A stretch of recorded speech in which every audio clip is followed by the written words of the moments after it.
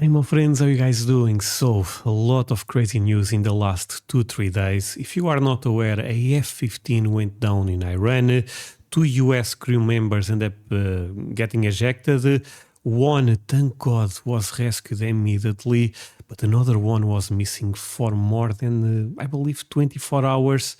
Crazy and scary stuff, but we have good news, my friends, and I'm so happy for that. You guys have no idea. I was following this close. You guys know I love America. It's not my country. But yeah, my friends, I think that crew member, that soldier is safe. Special forces end up getting him. And we are going to react exactly to that. But before I go into this, and this is a serious topic, let me ask you just for one thing. If you can leave a like, thank you so much. If you can subscribe, you make my day. Let's go into this. What many are calling an Easter miracle, the second American airman who is missing for 48 hours behind enemy lines has been rescued. Sorry, my friends, 48 hours. How crazy is that? Actually, I'm sorry. Happy Easter to all of you. And you know what? This pilot is a hero because surviving 48 hours in enemy territory, it's insane. I would love to know his story and share out for the US Special Forces. What an amazing job. You guys should all be so proud of them because they are special for a reason. They are so incredible. President Trump calling it one of the most daring search and rescue operations in our nation's history. It's amazing. Yeah. Chief Foreign Correspondent Trey Yingst has the latest from Tel Aviv. Trey, we woke up to this morning, and we thought it was exactly that, an Easter miracle. What a remarkable rescue operation. Tell us what you know about it. I'm sorry, my friends, but I'm actually so happy for them. Because I was suffering. I was following this, I would say, kind of close, and man, this for some reason this ended up eating me a bit, and I was suffering with all of this situation. I know the war will continue, so this may happen again, who knows. But at least for now, I'm happy that they end up, being able to rescue him safe. And man, the US Special Forces, sorry for repeating myself here, my friends. I'm sorry, I know I repeat myself. My English is not even that great, but I'm proud, I don't know how to explain this. I think this was such an amazing operation.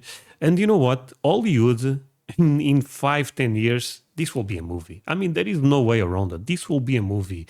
What a crazy story. What a remarkable rescue operation. Tell us what you know about it.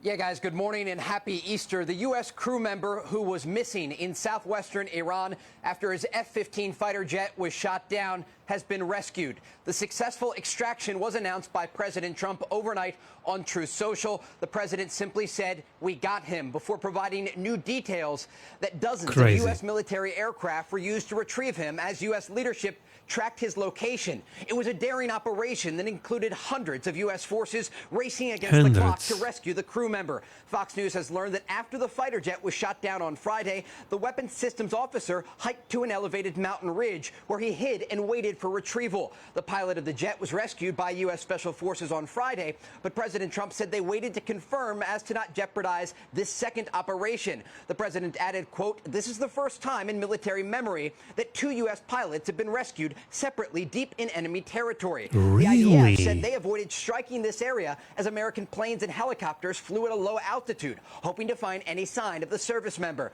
Israeli forces, however, ramped up airstrikes over the weekend in other areas, targeting Iran's petrochemical. Okay, sorry, my friends, but again, this was deep in Iran. Oh, this is even more crazy than we probably understand at this point. You know what I mean? Wow, my friends, I'm actually happy. I know the war is always bad. This goes without saying, but I'm happy, my friends. My friends, for sure, there will be a movie about this. This was so crazy. Plants. Israeli Prime Minister Benjamin Netanyahu added this about the operation. I promised you that we would continue to crush the terrorist regime in Tehran, and that is exactly what we are doing. After we destroyed 70% of their steel production capacity, which serves as raw material for their weapons, today we struck the petrochemical plants. While Israel went on the offensive, they also took numerous incoming ballistic missiles over the weekend. Despite mostly hitting civilian targets in Israel, Iran has threatened to ramp up attacks with newer, more advanced missiles. They're also threatening to shoot down additional U.S. planes. The enemy should know that we rely on new air defense systems built by the young, knowledgeable, and proud people of this country, unveiling them one after another in the field. We will certainly achieve full control of our country's skies and prove the humiliation of the weak enemy to the world more than ever. The thing about this war is this will go longer than I think we all expected. They have no navy, they have no air force, but they don't care. I mean, people there are suffering so bad. I really hope that America can change the regime in Iran, to be honest with you. I really hope for that, my friends. Because those people also deserve freedom. The Iranians can say what they want. The reality is thousands of U.S. and Israeli sorties have flown through the skies of Iran, striking military targets across the country. And overnight, the excellence of the U.S. military on display, sending special forces in to rescue that crew member. Guys? Trey, the excellence is an understatement. This is by far going to be one of the combat search and rescue missions of CSAR that will be studied for years to come in the complexity of the number of personnel and service members that were involved. We hear the CIA helped locate. We know special forces were on the ground. There was a sort of deception ruse to throw the Iranians off. Talk to us a little bit about what you know about the complexity of what it took to pull this off. Yeah, absolutely. This was an incredibly complex operation. I've been so sorry, but I saw some videos on Twitter. I don't know if those are real because there is a lot of misinformation. But from what I understand, there was a crazy fight between the special forces and the Iran military to rescue him. I feel like in the next couple of weeks, more information will come about this. But this was not easy at all, of course. Yeah, absolutely. This was an incredibly complex operation. I've been speaking with Israeli officials asking what role the Israelis played in this operation, and they continue to just give credit to the American forces, saying that when one pilot in the region is shot down, it's everyone's pilot and job to rescue them. What took place was nothing short of extraordinary. The CIA was using deception tactics on the ground to make the Iranians think that they'd already located the pilot. Remember, this second crew member was inside of enemy territory for almost 48 hours. Crazy. And the Iranians were not only actively looking for this crew member on the ground, but they were also offering a reward of thousands of dollars to any Iranian civilians who could capture him and then take him into IRGC hands. The United States knew this was taking place, and so as these Iranian forces approached this crew member where they were hiding along a mountain ridge, according to Fox's Jennifer Griffin, there were strikes that took place against the Iranians to not only ensure that these forces couldn't reach the crew member, but also ensure that on the ground they couldn't get forces close to this location. Remember, when these pilots or crew members are ejecting from a plane, they have the systems within them that allow intelligence to track their location, but they have to be very... Okay, so they made very difficult for Iranians to go into that area. Okay, very smart here. Very careful, understanding they often just have a sidearm with them, and they're not able to defend themselves solely on the ground. But what the president talked about last night in his post on Truth Social was that this crew member was never alone. The United States of America, including the president himself and top military leadership, each and every hour at the White House tracking the location of this crew member and then sending in hundreds of special forces, dozens of U.S. military planes to identify the exact location and ultimately rescue this U.S. service member. You know, Trey, we were sitting on the couch yesterday when we heard the news that this second airman was missing after the other one was rescued. And it was palpable on the couch, the sense of fear for him, of, what this would do to the morale of our troops. I mean, it was palpable. As you said, there was a $60,000 bounty on the head. We were worried that if, he was found by the Iranians, that if he was alive, that they would do something to him, or if he was dead, that they would desecrate his body. Now, my friends, nowadays, and I think this is an all-time high, the amount of misinformation going around is insane. I was following this close, like I said at the beginning, and I was, searching on Twitter, on Facebook, all of those social medias, more information about this. And I saw some posts saying, oh, Iran's got him. There is videos of him in Iran with the Iran military. And it's difficult to understand if this true or not. The White House also ended up not sharing a lot of information from what I understand. So there was a lot of questions in the air. And I think, like me, probably a lot of you guys also end up losing hope on this case. But I guess that's why I'm so happy that everything ended up, ending this way. Like I said, the war keeps going, but at least that soldier is safe.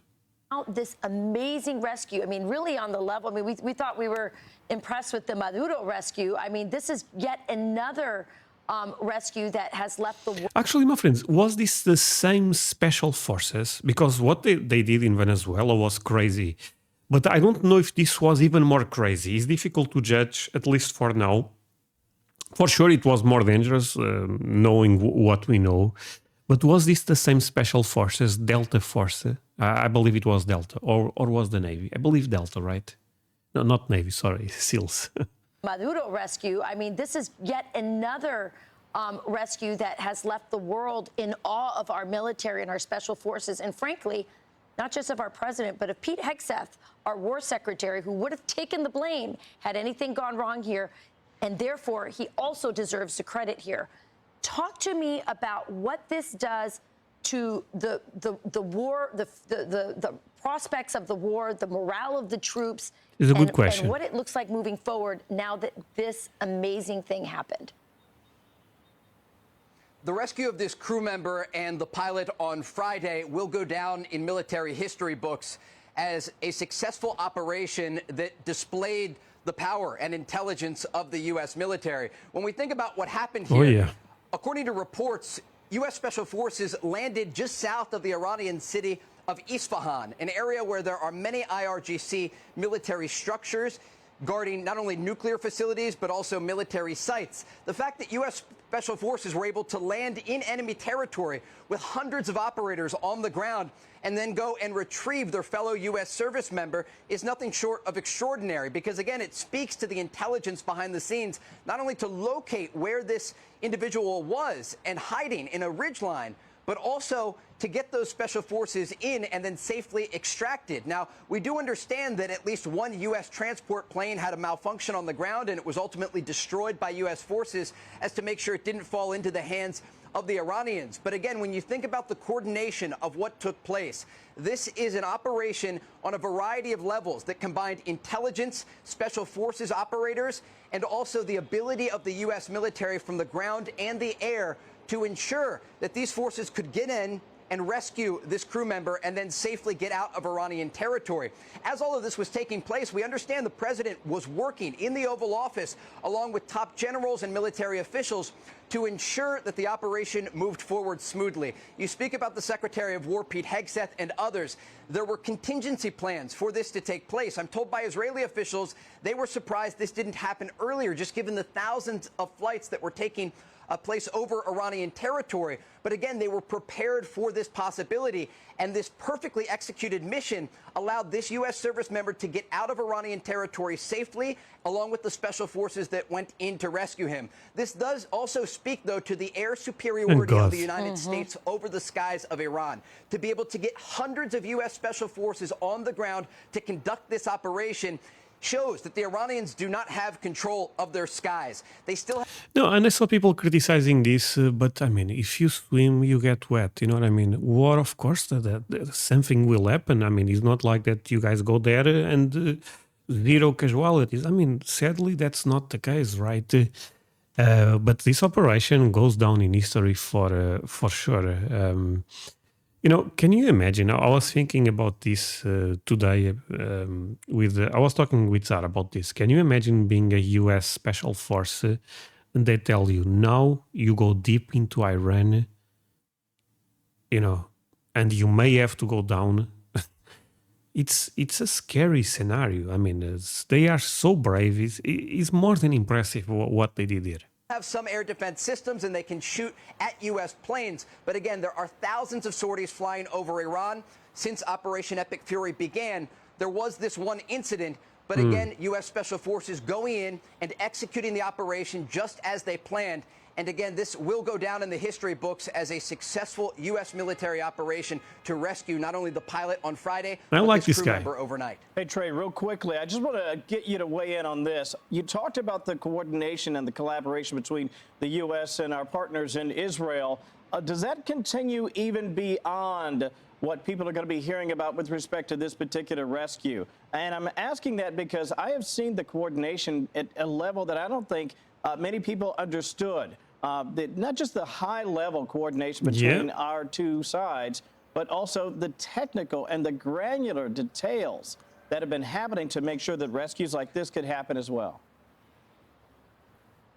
Absolutely. I spoke with a senior Israeli official this morning who said what we witnessed last night was courageous, bold leadership. The official went on to say the level of coordination between air assets, the precision in timing, and the discipline under pressure stood out immediately. I asked this official about the role of Israel, and they simply responded, when you watch an operation like that unfold in real time, the distinction between their pilot and our pilot becomes less relevant. The expectation is the same. You bring him home. We understand that this level of coordination will continue at an extremely high level, understanding that U.S. and Israeli pilots are flying side by side over the skies of Iran, not only to take out the country's military leadership, but also the infrastructure that has allowed Iran to build a military base with drones and ballistic missiles and cruise missiles that are not only threatening U.S. forces, but allies across the region. And so, again, the success of Operation Epic Fury, you can look at it at a variety of levels. But when you zoom out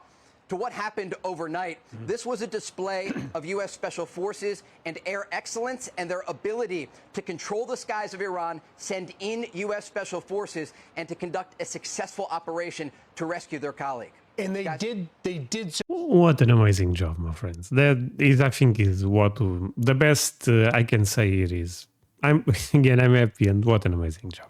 So, Trey, without a single casualty. Yeah. That is what is remarkable. Let me just move it forward a tad bit, though, and ask you if you have any sense. We are now 24 hours away from the president's deadline. Otherwise, Iran has been told they will face total obliteration. There, negotiations about Iran coming to the table. Do we have any sense for how now, after this successful mission, it may impact the negotiations as the clock ticks on the president's deadline tomorrow?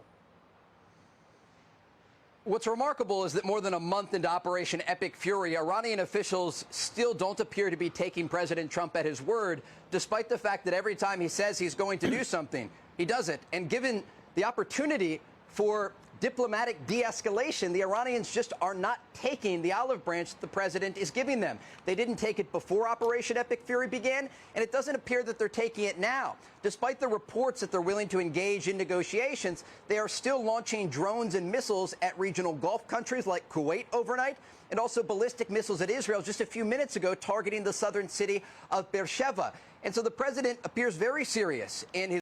Honestly, I don't understand why the other Gulf countries don't, go crazy against Iran at this point, because yesterday, they also ended up attacking Kuwait. So they are doing this to all the countries there.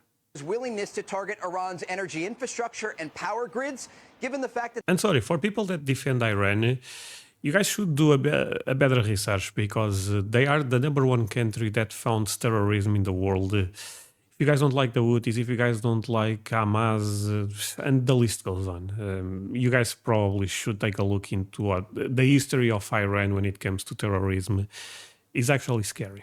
Yes, and his willingness to target Iran's energy infrastructure and power grids, given the fact that the Iranians are not de-escalating their attacks across the region, and if these special forces were not successful in their operation overnight, Iranian forces were trying to capture this U.S. pilot after the plane was shot down in southwestern Iran. And so at this point, the Iranians do not appear to be serious at the negotiating table, and the president taking to Truth Social over the weekend saying they have just 48 hours to change their tune, or these U.S. and Israeli strikes will ramp up in the hours and days ahead. All right. Trey Yanks, live for us in Tel Aviv. Trey, great insight. Thank you. We'll check back in with you. Great job, buddy. Throughout the morning. Thank you, Trey. Okay. I'm Steve Ducey. I'm Brian Kill. Okay, thank you, my friends, first of all. I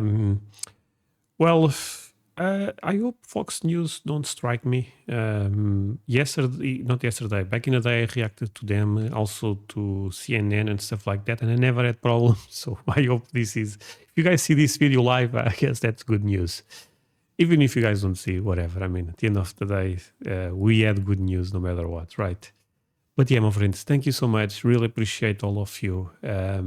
We are going to continue to cover this. I know it's a sensitive topic, but I never, shied away of these type of topics. And yeah, thank you so much. Love all of you. Bye.